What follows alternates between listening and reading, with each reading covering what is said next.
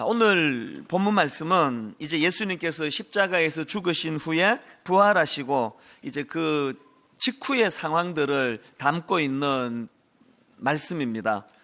그 당시 제자들은 이 후폭풍이 두려워서 이제 자기들에게 들이닥칠 고난이 두려워서 이제 숨어 지내고 있던 그런 상황인데요. 19절입니다.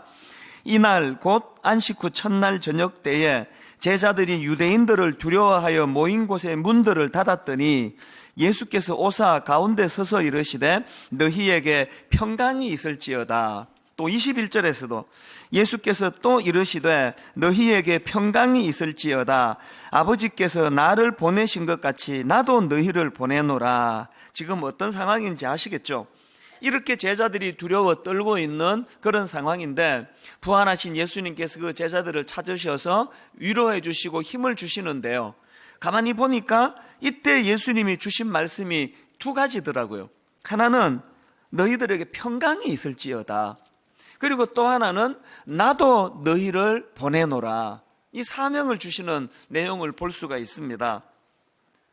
그래서 제가 이 말씀이 참 흥미로운데요. 근데 이 중에서 좀 이해가 잘 안 된다 그럴까?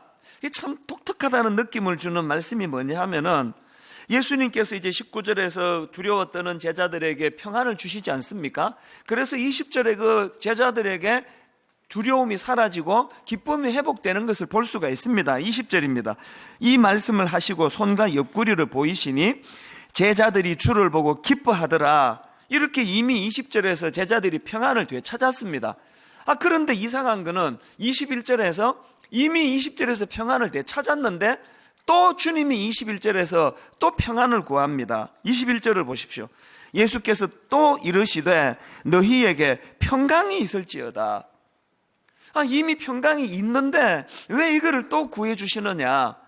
그래서 제가 이 질문을 가지고 21절을 자세히 보니까 참 의미 있는 깨달음이 하나 있었는데요. 자, 21절을 다시 한번 보세요. 예수께서 또 이르시되 너희에게 평강이 있을지어다. 그 다음에 아버지께서 나를 보내신 것 같이 나도 너희를 보내노라. 그래서 제가 보니까 이 19절에서 예수님이 빌어주신 그 평강하고 21절에서 예수님이 빌어주신 평강이 이게 내용이 다른 거더라는 거예요. 앞에 19절에서의 평안은 현실적인 두려움에 빠져서 떨고 있는 제자들을 안돈시켜주고 격려시켜주는 그런 낮은 차원의 평강이라면 21절에서는 이제 그들이 회복하고 사명을 감당해야 되는데 이 사명을 감당하는데 꼭 필요한 차원의 높은 단계의 평강을 예수님이 재차 빌어주신다는 그거를 제가 깨닫게 된 겁니다. 그래서 이런 맥락에서 제가 이 본문을 묵상하면서요, 오늘 저와 여러분 예수 믿는 우리 크리스천들에게 있어서 이 세 가지 단계가 있다는 것을 제가 새삼 발견하는데요. 이게 무슨 말씀인가 하면은, 자, 우리 신앙생활의 이 첫 번째 단계는 뭐냐? 이 낮은 단계의 두려움의 단계입니다. 지금 제자들이 19절에서 예수님의 십자가 이후로 기세등등한 유대인들과 세상이 두려워가지고 지금 떨고 있는데요. 그런데 참 그 흥미로운 게 뭐냐 하면은 제자들이 이렇게 떨고 있는데 바로 그 앞구절인 18절에 보니까, 자 보십시오. 막달라 마리아가 가서 제자들에게 내가 주를 보았다 하고 또 주께서 자기에게 이렇게 말씀하셨다 이러니라. 이미 제자들에게 예수님이 부활하셨다는 소식이 전해진 거예요. 예수님이 부활한 걸 몰라가지고 떨고 있으면 우리가 이해를 하겠는데 이미 예수님의 놀라운 그 부활의 소식을 그들이 전해 들었는데도 불구하고 현실적인 공포, 두려움, 이 생활의 염려, 두려움이 얼마나 그게 강력했던지 예수님의 부활하신 소식이 현실적인 제자들의 두려움을 물리치지를 못했다는 거예요. 에이, 그런 게 어디 있나? 제자들이 알았는데 어떻게 두려워 떨 수가 있느냐? 어떻게 그런 일이 있을 수 있냐고요? 여러분 보시면 알잖아요. 여러분 모두가 다 예수 믿으시잖아요. 그래서 오늘 여기 예배 드리러 오셨잖아요. 그럼에도 불구하고 날마다 우리가 현실의 두려움 때문에 잠을 못 이루고 벌벌 떨고 있고 나약하고, 이게 오늘 수많은 그리스도인들의 모습 아닙니까? 이걸 제가 이 낮은 단계의 두려움이다, 그렇게 이름을 지어본 겁니다. 누가복음 21장 34절에 보면은 너희는 스스로 조심하라. 그렇지 않으면 방탕함과 술 취함과 생활의 염려로 마음이 둔하여지고. 제가 이 구절 읽을 때마다 하나님이 저에게 주시는 경고가 뭔지 아십니까? 저 술 취하지 않습니다. 술 안 마십니다. 저 그렇게 방탕한 짓 안 하고 삽니다. 그런데 여러분, 제가 목사라고 하면서 부활하신 주님을 믿는다고 하면서 이 생활의 염려가 너무 커가지고 날마다 근심하고 살아가면은 이게 술 취한 거랑 똑같은 타락된 모습이라는 겁니다. 오늘 수많은 그리스도인들이 모태신앙인이다, 주일이면 꼬박꼬박 교회 나와 예배를 드리면서도 여전히 불안하고 여전히 두렵고 이 생활의 염려가 많다면은 이것이 참 부끄러운 일이라는 거예요. 이런 분들은 빨리 두 번째 단계로 올라가셔야 돼요. 두 번째 단계가 뭐냐? 그 두려움을 극복하고 평안을 얻어내는 단계. 이게 두 번째 단계입니다. 이게 20절 아닙니까? 이 말씀을 하시고 손과 옆구리를 보이시니 제자들이 주를 보고 기뻐하더라. 그 세상의 염려와 근심으로 두려움에 빠져있던 제자들이 부활하신 주님을 인격적으로 만나지 않습니까? 그 주님을 만나고 나서 제자들 마음속에 그 두려움은 없어지고 주님 주신 기쁨으로 회복이 되는 단계, 이게 두 번째 단계예요. 너무나 많은 크리스찬들이 교회는 들락날락거리는데 이 두 번째 단계가 뭔지를 전혀 맛보지를 못하고 신앙생활하는, 그래서 이건 뭐 퍼센티지로 몇 퍼센트나 될까요? 적어도 50% 전후가 교회는 왔다 갔다 하는데 생활의 염려와 두려움으로 복음의 능력이 전혀 나타나지 않는 이런 삶을 살고 있다고 저는 그렇게 생각을 합니다.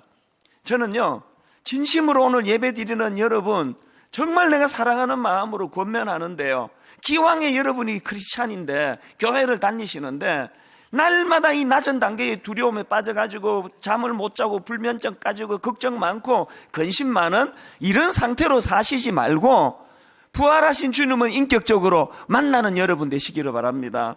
여러분, 우리 이 생활 속에서 마태복음 14장 27절이요, 제자들이 그 폭풍 앞에 두려워 떨고 있는데 주님 찾아가셔서 주신 말씀 이거 아닙니까? 예수께서 즉시 이르시되 안심하라, 나니 두려워하지 말라. 여러분, 불안한 이 땅을 살아가면서 이 주님의 말씀을 우리가 듣고 살아야 되는 거 아닙니까? 그런가 하면은 마태복음 9장 22절도 마찬가지입니다. 세상에 12년 동안 혈루증이라는 그 여성 큰 병을 만나 고통하던 여성을 주님이 뭐라고 말씀해 주십니까? 예수께서 돌이켜 그를 보시며 이르시되 따라 안심하라. 그 다음 보세요. 내 믿음이 너를 구원하였다 하시니. 지난주 말씀드렸잖아요. 우리가 이 현재가 없는 과거나 껑충 뛰어서 미래를 왔다 갔다 하는 이런 신앙은 이게 아무데도 소용이 없습니다. 이 12년 혈루증 앓던 이 여자가 예수님 만나가지고 따라 안심하라, 그 위로의 말씀을 받고 현재 일하시는 주님으로 그 병이 치료되었다는 걸 우리가 이거 읽고 있으면 무슨 소용입니까? 이게 남의 과거에 일어난 남의 이야기라면. 우리가 그 말씀을 읽고 묵상하는 거는 그 과거에 12해 동안 고통하던 이 여인을 고쳐주신 예수님이 I am, 나는 지금 일하시는 주님, 나는 지금 부활하신 하나님이다. 그래서 여러분의 현재 어려운 문제들을 고쳐주시고 치료해주시고 오늘도 여러분 귓가에 딸아 안심해라, 아들아 안심해라, 이 말씀을 누리고 사는 이게 신앙이라는 거예요.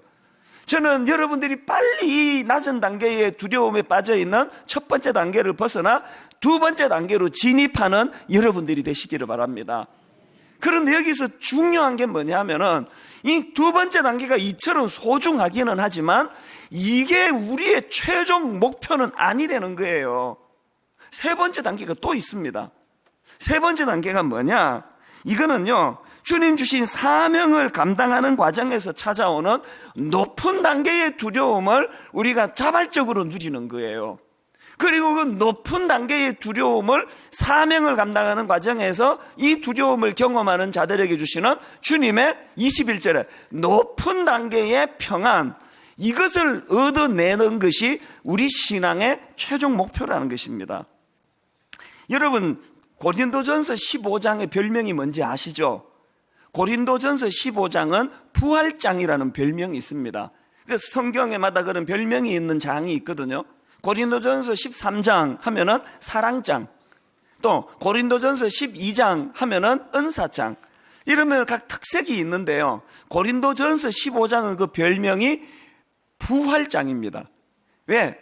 그 고린도전서 15장에는 예수님의 부활하심과 그 과정과 의미를 잘 설명해 놓았기 때문인데요. 중요한 게 뭔지 아십니까? 이렇게 부활장이라는 별명을 가지고 있는 고린도전서 15장이 어떻게 결론이 내려지는지 아십니까? 그 맨 마지막 구절이 이렇게 끝을 맺습니다. 자, 고린도전서 15장 58절 맨 마지막 구절입니다. 그러므로 이 접속사가 어디에 연결되는지 아시겠죠? 주님의 부활에 대한 의미를 쭉 설명을 하고 맨 마지막에 결론적으로 그러므로 내 사랑하는 자들아 견실하며 흔들리지 말고, 그 다음 보세요. 항상 주의 일에 더욱 힘쓰는 자들이 되라. 저는요, 이 부활장이라고 하는 이 15장이 맨 마지막에 주님의 부활을 다 설명하고 그러므로 염려하지 말고 평안을 가져라, 이렇게 결론 내려지는 게 아니고 뭐라고 결론 맺는다고요? 견실하며 흔들리지 말고 항상 주의 일에 더욱 힘쓰는 자들이 되라. 이렇게 권면하는 이 말씀의 의미가 뭐겠습니까? 신앙생활이 얻어내야 되는 마지막 최종 결론이 두 번째 단계. 그래서 두려움이 사라지고 내가 마음이 평안해지고 내가 기쁨이 넘치고, 이게 우리 그리스도인들의 목표가 아닙니다. 이거는 중간 과정에서 우리가 누려야 되는 거고요. 이 단계를 넘어서 세 번째 단계가 높은 단계의 불편함, 높은 단계의 두려움, 사명을 감당하는 과정에서 반드시 겪어야 되는 이 염려, 걱정, 두려움을 우리는 피해서는 안 된다는 거예요. 그리고 그 과정에서 두려워할 때 하나님이 주시는 높은 단계에서의 이 샬롬, 이 평안, 이것을 맛보면서 신앙생활 해야 된다는 것입니다. 지난주에요, 이제 부활주일 예배를 이제 드리고 나서 주중에 분당 우리교회 홈페이지에 우리 성도님이, 그날 예배를 드렸던 성도님이 거기에 그 글을 하나 올렸는데요. 이분이 부활주일 예배를 드리고 마음이 좀 불편하신 거예요. 왜 불편하신가 하니까, 이 부활의 기쁨, 그 감격을 예배 시간에 누려야 되는데, 목사님이 설교를 하면서 그 목사님이 접니다.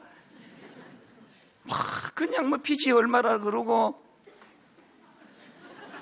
그런데도 불구하고 미자리 교를 도와야 된다 그러고 이런 무거운 이야기를 하고 그래가지고 그분이 마음이 좀 불편하셨던 거예요. 이 부활의 기쁨을 맛봐야 되는데 막 저렇게 빈 이야기하고 막 그런다고, 그 마음이 좀 불편한 상태로 이제 예배를 다 드리고 집으로 가고 있는데, 안 그래도 마음이 불편한데 어느 교회를 지나갔나 봐요. 그 교회에서 보니까 계란을 나눠주고 있더래, 부활절 계란을. 안 그래도 불편했던 데다가 이분이 무슨 생각이 들으니까, 분당 우리 교회는 부활절 계란 같은 것도 안 주고 사가지고 전도 대상자에게 이거 전해주라고. 그런 것들이 다 마음이 불편한 거예요. 게시판에 그 좀 섭섭한 마음을 이제 글을 올렸는데요.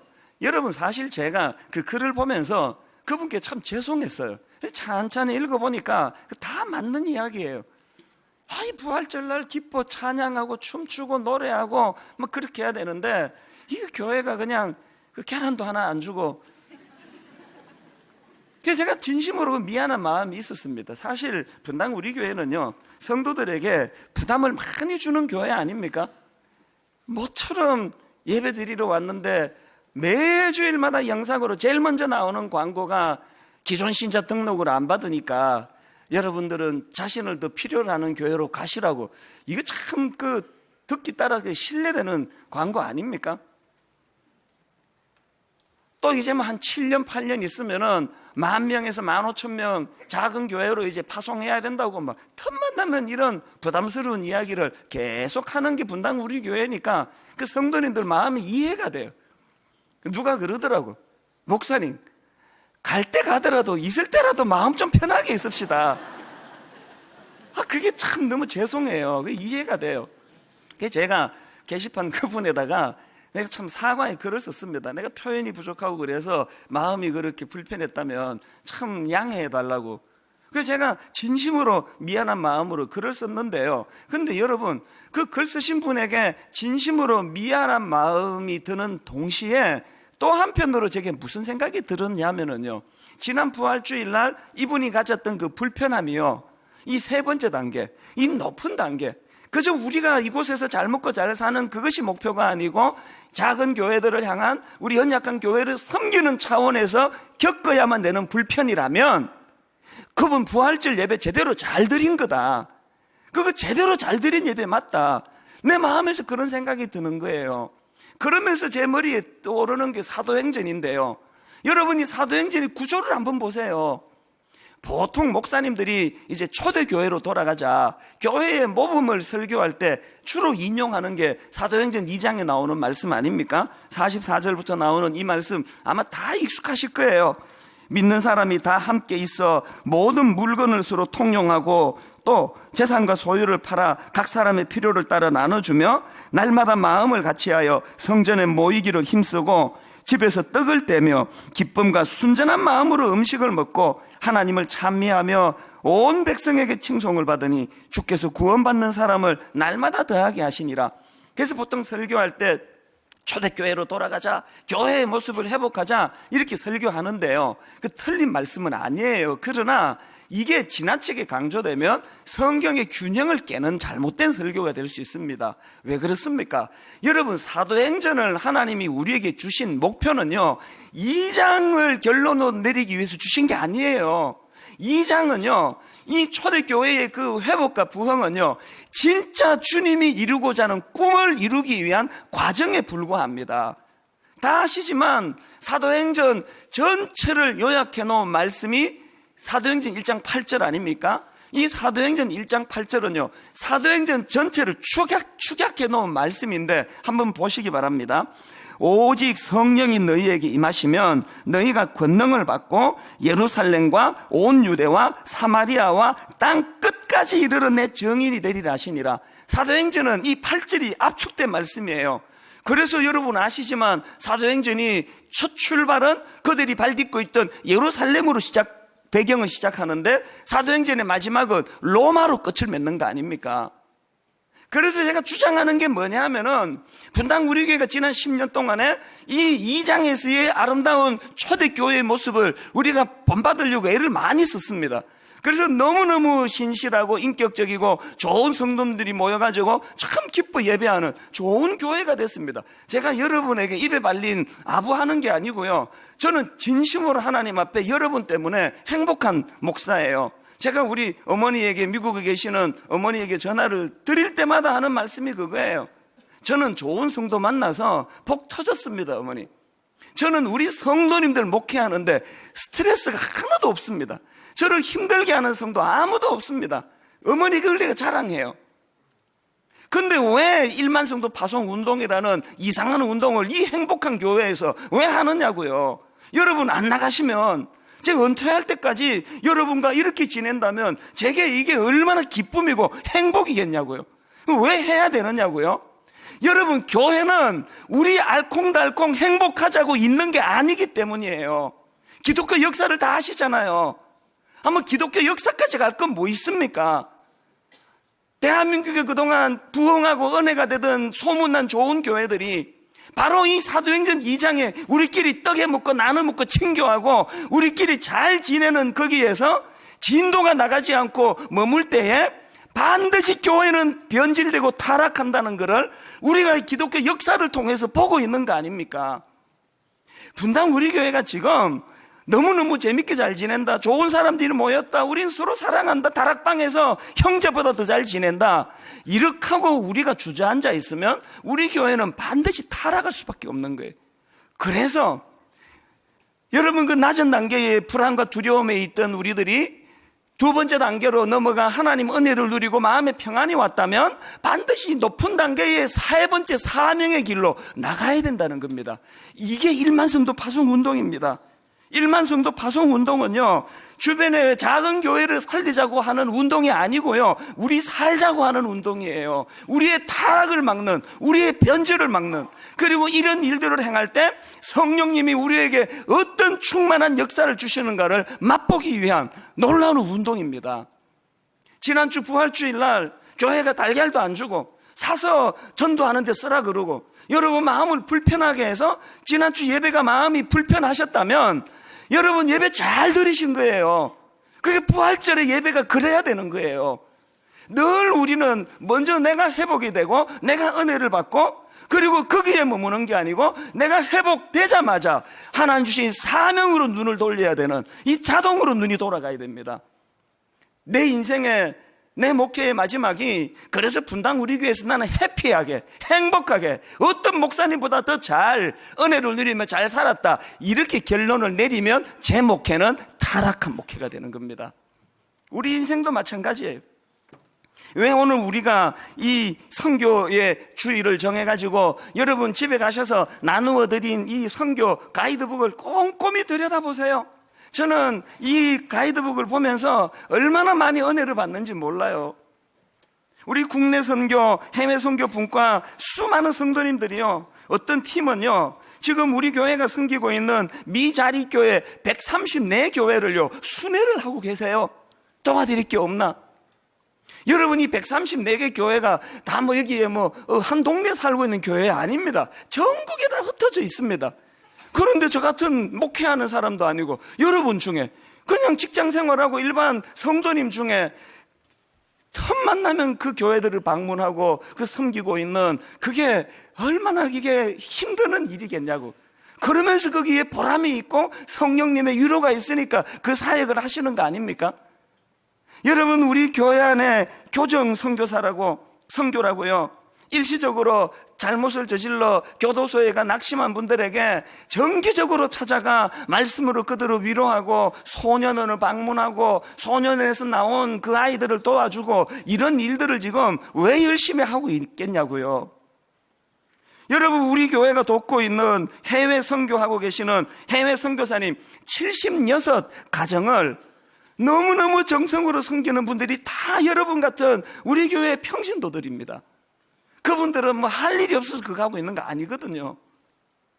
매 여름이면은 그 아까운 여름 휴가를 뚝 떼가지고 해외 단기 선교로 시간을 할애해가지고 그 많은 비용을 들여서 거기 가서 낙후된 지역에 주님 사랑으로 의수를 펼치고 섬기고 지역을 돌보고, 이런 일들을 왜 하고 있느냐고요. 왜 하고 있느냐고요. 이 세 번째 높은 단계에 하나님 앞에 사명을 감당할 때 그 하나님이 주시는 샬롬, 이 평안이 있기 때문에 그 기쁨으로 하는 거 아닙니까?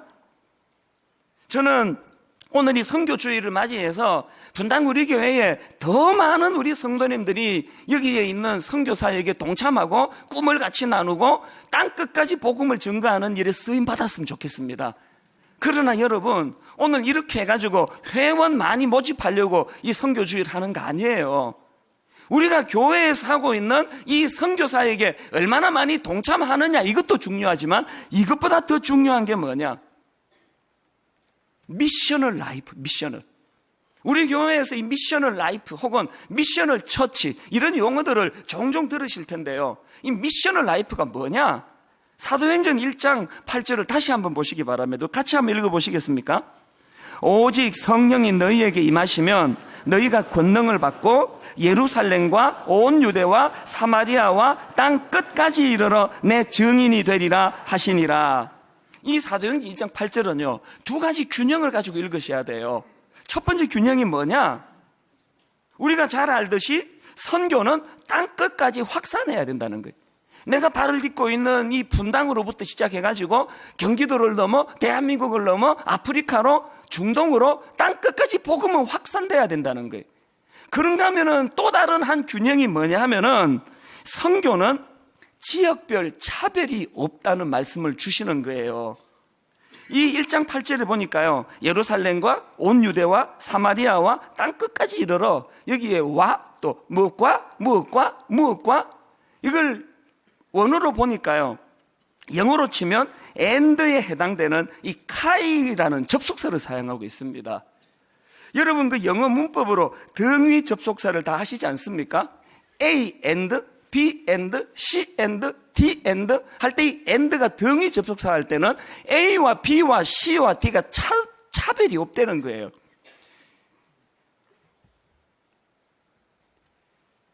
내가 지금 발을 딛고 살아가는 이 서현동에서 내가 직장을 다니는데 내가 그냥 밥 먹고 살기 위해서 이 직장 생활하는 면도 분명히 있지만 내가 오늘 이곳에 내가 내 이 직장 생활을 통해 하나님이 내게 원하시는 사명이 있다는 것을 자각하고 그렇게 열심히 내게 맡겨진 일에 미셔널 라이프의 삶을 살아내면 아프리카 선교 가서 하시는 그 선교사님과 서현동에 직장 다니는 그분이 하나님 앞에서는 동등한 사명자라는 거예요. 그래서 여기 나오는 이 내 증인이 되리라, 우리말에는 이거를 지금 단수로 써놨는데요, 원어로 이게 복수예요. 그게 번역을 이렇게 하면 안 되고요, 내 증인들이 되리라 이렇게 표현해야 옳습니다. 뭘 의미할까요? 이 사도행전 1장 8절은요 어떤 한 사람이요 은혜 받아가지고 이렇게 예루살렘 작게 시작해가지고 그 다음에 지경이 더 넓어지고 사마리아로 그 다음에 땅끝까지로 한 사람이 점점 그 삶의 지경이 넓어지는 것을 묘사하는 게 아니고요, 이 구절은요 여러 사람의 은혜 받은 사람들이 각각, 어떤 사람들은 서현동에서, 어떤 사람은 중동에서, 어떤 사람은 아프리카에서, 어떤 사람은 낙도에서 각각의 자기에게 맡겨진 그 일들을 감당하는 모습을 그리고 있는 게 사도행전 1장 8절이라는 겁니다. 이런 맥락에서 여러분, 아프리카나 중동에서 선교 사역을 펼치시는 그 선교사님들의 삶 못지않게 오늘 저와 여러분들이 내게 맡겨진 그 직장에서, 가정에서 주님의 이름을 드러내며 최선을 다하며 사는 삶, 이게 가치가 있다는 그 말씀을 드리고 싶은 거예요. 그래서 여러분, 제라드 홉킨즈라는 분이 이런 말을 했습니다. 두 손을 높이 들고 하는 기도는 하나님께 영광을 돌린다.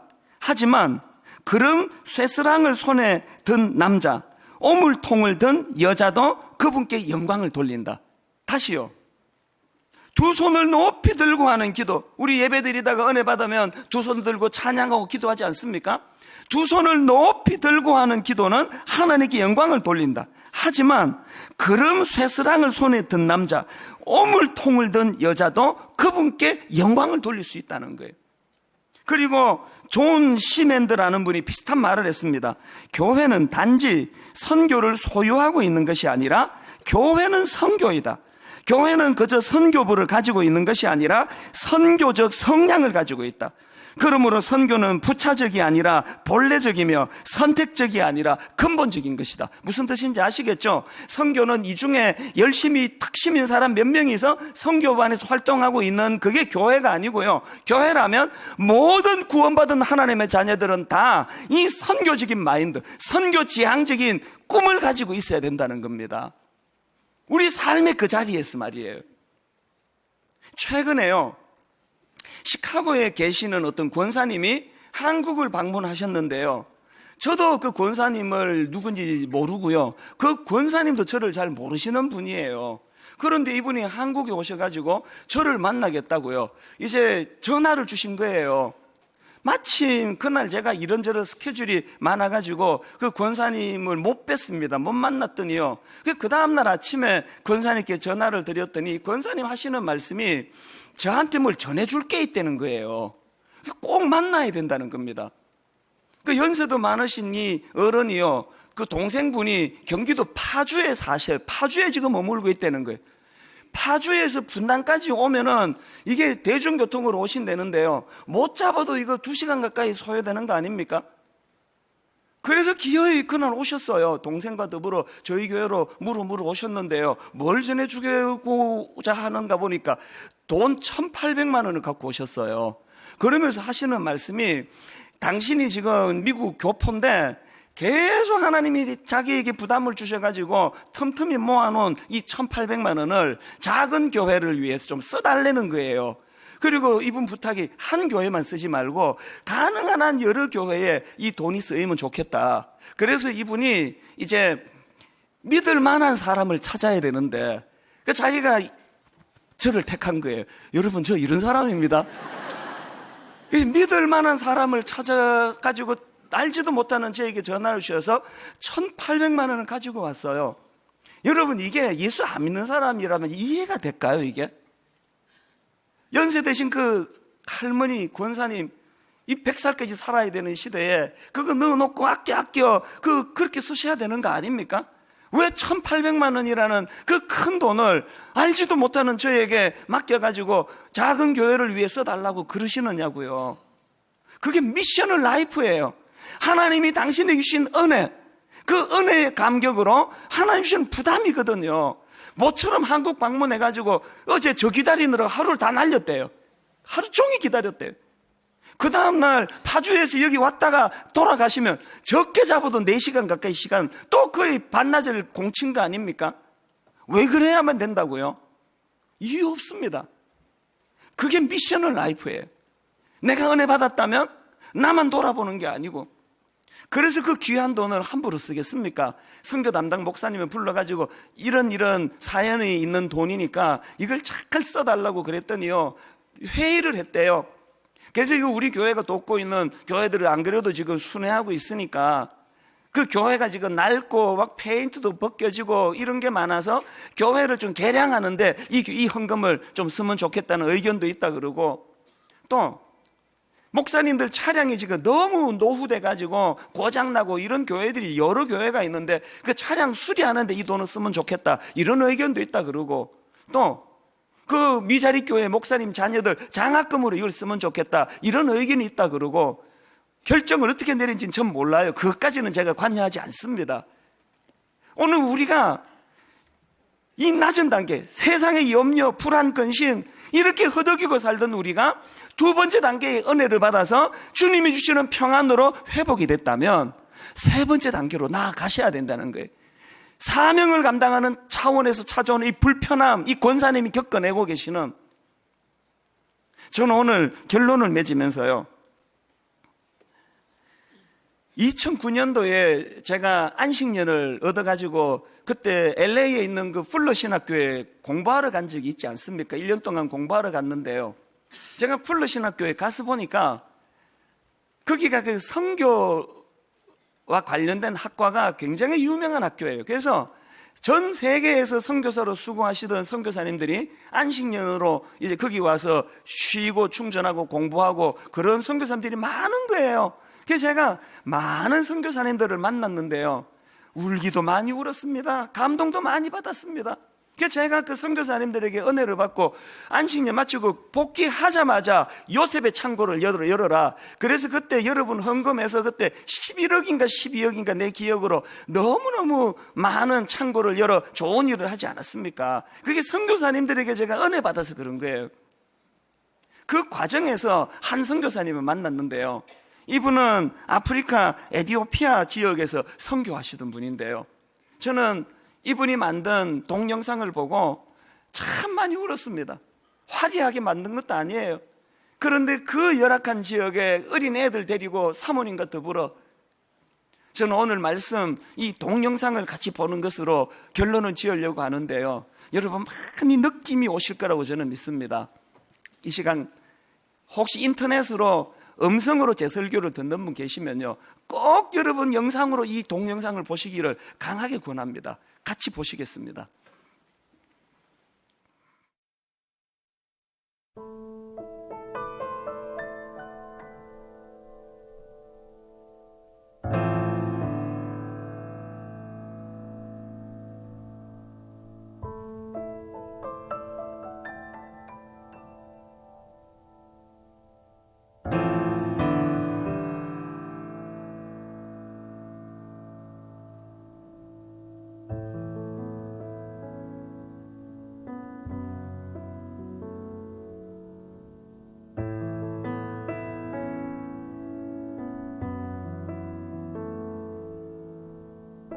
사망의 그늘에 앉아 죽어가는 나의 백성들, 절망과 굶주림에 갇힌 저들은 내 마음에 오랜 슬픔 고통의 멍에 매여 울고 있는 나의 자녀들 나는 이제 일어나 저들의 멍에를 꺾고 눈물 씻기기 원하는데 누가 내게 부르짖어 저들을 구원케 할까 누가 나를 위해 가서 나의 사랑을 전할까 나는 이제 보기 원하네 나의 자녀들 살아나는 그날 기쁜 찬송 소리 하늘에 웃음소리 온 땅 가득한 그날 동영상을 보면서 참 많이 울었습니다. 여러분, 자기 자식 귀하지 않은 부모는 세상에 아무도 없는데요. 저 선교사님이 저 위험한 지역에 그 어린 아이들을 데리고 갔는데 제가 저 동영상에서 가장 충격을 받았던 게 뭐냐 하면은 그 어린 아이들이 자기 아버지와 더불어 저 위험한 데서 자라는데 그 아이들이 커서 나도 아버지처럼 선교사가 되겠다고. 뭘 의미하는 겁니까? 여러분, 이 세 번째 단계, 높은 단계의 사명을 수행하는 과정에서 찾아오는 이 염려와 두려움이 있는 자들에게 주시는 하나님의 특별한 평강, 이 은혜를 그 어린애들이 맛보았다는 얘기 아닙니까? 여러분, 이 첫 번째 단계로 살아가시는 여러분, 맨날 생활의 염려, 두 번째 단계로 진입하셔야 됩니다. 그런가 하면 그렇게 많은 은혜를 받아 두 번째 단계 평안을 누린다면 이제는 사명의 세 번째 단계로 올라가셔야 됩니다. 우리 주 예수 그리스도의 은혜와 하나님 아버지의 다함 없는 사랑과 성령님의 감동, 감화, 위로, 교통 충만하심의 역사가 오늘 주신 말씀 마음에 담고 높은 세 번째 단계 사명을 가진 자만이 누릴 수 있는 하나님의 평강을 마음에 담고 힘 얻어 달려가기로 다짐하는 모든 주의 자녀들 머리 위에 지금부터 영원토록 함께 하시기를 간절히 축원하옵나이다. 아멘.